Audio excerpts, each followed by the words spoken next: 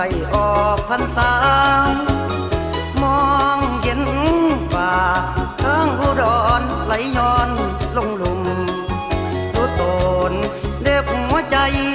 เสียรักไปนั่งกลุ่มเหมือนเมฆบนมรสุม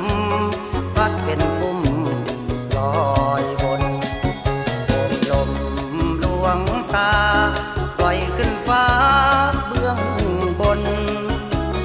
เสียงคนหล่นทุกคน